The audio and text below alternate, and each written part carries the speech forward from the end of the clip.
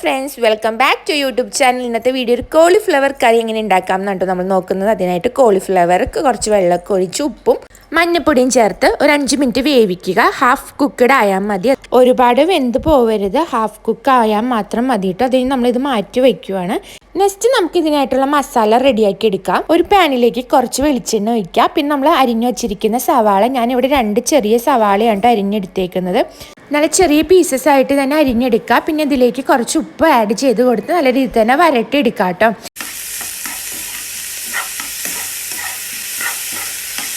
Next നമുക്കിതിലേക്ക് ഇഞ്ചി, വെളുത്തുള്ളി, പച്ചമുളക് ചേർക്കാം കേട്ടോ. ഇഞ്ചിയും വെളുത്തുള്ളിയും ചതച്ചതും പച്ചമുളക് നെടുകനെ കീറിയതും കേട്ടോ ഞാൻ ആഡ് ചെയ്യുന്നത്.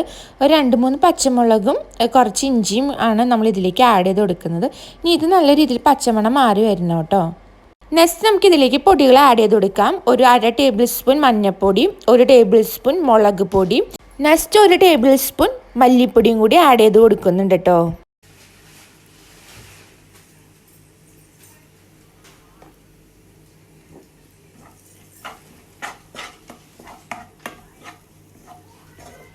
പൊടികൾ ആഡ് ചെയ്തപ്പോൾ എനിക്ക് ഇത്തിരി വെളിച്ചെണ്ണ ഓയിൽ ഇത്തിരി കുറവായി തോന്നിയപ്പോൾ ഞാൻ കുറച്ചുകൂടി ഓയിൽ ആഡ് ചെയ്ത് കൊടുത്തിട്ടുണ്ടായിരുന്നു. ഇനി നല്ല രീതിയിൽ തന്നെ മിക്സ് ചെയ്ത് പൊടികളുടെയൊക്കെ പച്ചമണം മാറുന്ന വരെ നല്ല രീതിയിൽ തന്നെ വരട്ടി എടുക്കാം കേട്ടോ.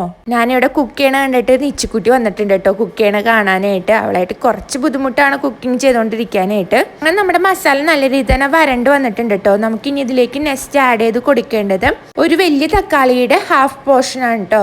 അപ്പോൾ ഒരു വലിയ തക്കാളിയുടെ ഒരു ചെറിയ പോർഷൻ ഞാൻ ഇതിലേക്ക് ആഡ് ചെയ്ത് കൊടുക്കുന്നുണ്ട്. അതിൻ്റെ കുരു ഉണ്ടല്ലോ, തക്കാളിയുടെ കുരു ഞാൻ ഇതിലേക്ക് അധികം ആഡ് ചെയ്യണില്ല, അത് റിമൂവ് ചെയ്തിട്ടാണ് കേട്ടോ ഇതിലേക്ക് ആഡ് ചെയ്ത് കൊടുക്കുന്നത്. ഇനി നല്ല രീതിയിൽ തന്നെ ഇത് വരട്ടിയെടുക്കണം. അതിലേക്ക് ഞാൻ കുറച്ച് ടൊമാറ്റോ കച്ചപ്പും കൂടി ആഡ് ചെയ്ത് കൊടുക്കുന്നുണ്ട് കേട്ടോ. കുറച്ചൊരു ടേസ്റ്റിന് വേണ്ടി മാത്രം അതും കൂടി ആഡ് ചെയ്ത് കൊടുക്കുന്നുണ്ട്. ഞങ്ങളിതിപ്പോൾ നൈറ്റ് ചപ്പാത്തിക്ക് വേണ്ടിയിട്ട് ഉണ്ടാക്കുന്നതാണ്. അപ്പുറത്ത് ചപ്പാത്തി ആക്കിക്കൊണ്ടിരിക്കുന്നത്. അപ്പോൾ ചപ്പാത്തിക്കും അപ്പത്തിനും ചോറിനും യൂസ് ചെയ്യാം കേട്ടോ. ഞാൻ പിറ്റേ ദിവസം ചോറിനും കൂടി യൂസ് ചെയ്തപ്പോൾ നല്ല ടേസ്റ്റ് ഉണ്ടായിരുന്നു. അപ്പോൾ ചപ്പാത്തിക്കോ അപ്പത്തിനോ വെള്ളപ്പത്തിനോ ചോറിനോ എന്തിൻ്റെയും കൂടെ പോകുന്ന ഒരു സൂപ്പർ കറിയാണ്. പെട്ടെന്ന് തന്നെ നമുക്ക് ഉണ്ടാക്കിയെടുക്കാനും പറ്റും കേട്ടോ. നെക്സ്റ്റ് നമുക്കിതിലേക്ക് നമ്മൾ വേവിച്ച് വച്ചിരിക്കുന്ന കോളിഫ്ലവറും കൂടി ആഡ് ചെയ്ത് നല്ല രീതിയിൽ തന്നെ മിക്സ് ചെയ്തെടുക്കാം കേട്ടോ.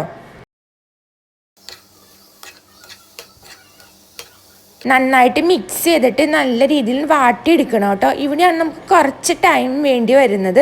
ഈ കോളിഫ്ലവർ ഈ ചൂടിലിരുന്ന് വാടി വരണം. കുറച്ച് നേരം നിങ്ങൾ ലോ ഫ്ലെയിമിൽ ഇട്ട് ഇതൊന്ന് വാട്ടിയെടുക്കണം കേട്ടോ. ഇടയ്ക്കിടയ്ക്ക് ഇതൊന്ന് വരട്ടി കൊടുത്താലും മതി. ചെറുതായിട്ടൊന്ന് വാടി കിട്ടണം നമുക്ക്. ഞാൻ ഇത്തിരി നേരം മൂടി വച്ചും ഒന്ന് വാട്ടിയെടുത്തു കേട്ടോ. അപ്പോൾ ഇത്തിരി വാടിയിട്ടുണ്ട്. പിന്നെ ഞാൻ നന്നായിട്ട് വരട്ടി കേട്ടോ വാട്ടിയെടുത്തത്. നന്നായിട്ട് വാടി വരുമ്പോൾ ഈ കോളിഫ്ലവർ ചെറുതായിട്ട് ചുരുങ്ങി വരും. അപ്പോൾ ഇത്തിരി ക്വാണ്ടിറ്റി ഉള്ള പോലെ നമുക്ക് ഫീൽ ചെയ്യുള്ളൂ. അതാണ് അതിൻ്റെ ഒരു പരുവം. അപ്പോൾ എൻ്റെ ഇവിടെ ഏകദേശം വാടി വന്നിട്ടുണ്ട് കേട്ടോ. ഇനി ഞാൻ ഇതിലേക്ക് ചൂടാക്കിയ വെള്ളമാണ് ആഡ് ചെയ്ത് കൊടുക്കുന്നത്. ഞാനുള്ള ഹോട്ട് വാട്ടർ ആഡ് ചെയ്ത് കൊടുത്തിട്ടുണ്ട്.